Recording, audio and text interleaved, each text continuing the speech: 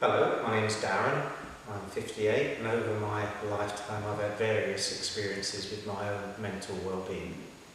My understanding of the power and importance of good mental health has changed dramatically throughout my life, and I suppose my knowledge has changed dramatically because of my experience. I've had large periods of my life where you might consider me to be healthy, but other intense periods where it's not been the same. In my case, my mental health issues really began at a key moment of family trauma when I was nearly 16. It's no surprise that when I look back at that now as a man who's a father myself to children and had a lot of different life experience, I can see how different stages of my life, the same problems have reoccurred, and I've needed to do different things at different times. How I felt as a 15-year-old boy feeling abandoned and lost and insecure is different to how I feel as a man who's approaching retirement, still with those feelings, but caused by different things in my life. As an adult, certain events have happened that have taken me back to that, what I would call that fault line that was created in my character, my outlook, my insecurity, and at various times it's been better than others, and unfortunately in many other times it's been worse than others. I've had a number of lowest points, and I guess the ugly truth is those lowest points are about whether you want to remain alive because of one's own poor self-worth, self-esteem, whatever you want to call it. I've been really surprised how calm those moments are for me. And I live in a contradiction where in my world I believe life is a gift from God, and I think it's a precious gift, and yet I don't value my own particularly, and that's just a contradiction. I think we all have mental health, just as we all have physical health. Whether it's good or it's bad, we have it.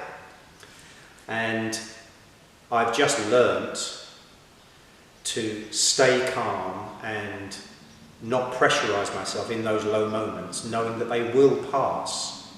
I think the important thing, when I look back at my life, what I wished was different would be honesty within myself, to honestly say, I'm not healed, I'm not secure, I'm not safe, and I need to stop and deal with it. I've often put my mental health to one side and told myself, keep going, there are people with worse problems in the world than me. I'd much rather have a physical problem to overcome than a mental health problem, because you can point to the plaster cast on your leg or the scar on your face, but you can't point to the way that you think and feel and view yourself. In this difficult subject, I think, I appreciate everyone has a different feeling about it, so I don't insist that my answer about this subject is the right answer. You'd have asked me 5 years ago, what do I think of suicide?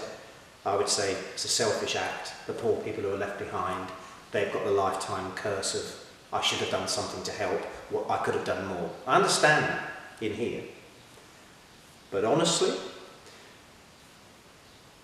ending my life, when I've wanted to do it, the only difficulty for me is it's purely selfish.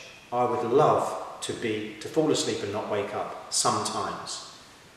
And to me, it's attractive and it's tempting.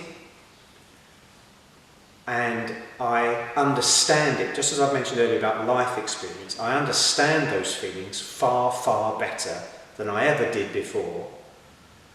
And I hold on to the idea that there are certain things that make life worth living, and they outweigh the selfish idea that I can just switch myself off and not have to experience the things that are difficult for me. If I had the ability to talk to people in my position First of all, I'm mindful that less is more. You know, listening to someone giving advice is not what I really value very highly. I would simply say that the answer is within you. People are great, they'll give you all the love and support that they can, and well-intentioned advice, and invite you to the cinema and to make yourself busy. But all of us have to be on our own, in our minds, at the end of the day, when we're laying in our bed. And what we think about ourselves, our own self-image and self-worth, that's the key thing. I don't want to feel like this the rest of my life. And I know it's important not to. I don't have all the answers. But I had to stop my life and say, I can't do this anymore. There's been some consequences to that, because life has to be different for me. I don't know what that different is yet, but at least I'm honest enough to myself to say it has to be different.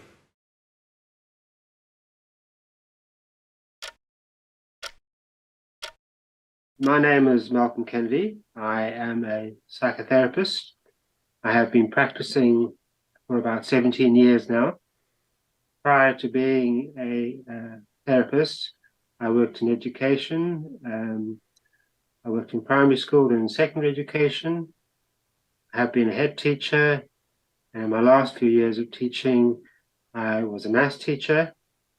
In the past, I have struggled with my own mental health, and particularly with anxiety and depression, and that led to my interest in mental health psychology, and led me to want to help other people because of the help that I received when I was needing the support. I've always said to people who have, particularly people who have a husband, a wife, a daughter, a son, a friend who has mental health, that it takes all your strength, everything you have to just get through the day. And then when you're in that dark place, there's nothing left for anybody else. I wouldn't say it's selfish. I just think it's a survival mechanism. I do get how intolerable mental illness and anguish can be. I just see for some people, the pain of living is just too much, and they just don't have whether it's the support, the ability, but their mental health, their brain has gone to such a place that it's very hard for them to find a way back. The most important thing is for people to talk to somebody, and for the people that they're talking to support them in a way where there is compassion and understanding and not judgment. The tendency is for people is to say to somebody, you're going to be fine, don't worry about it, just pull yourself together. And that just is denying what is going on for the other individual, which makes them feel that there's something wrong with them.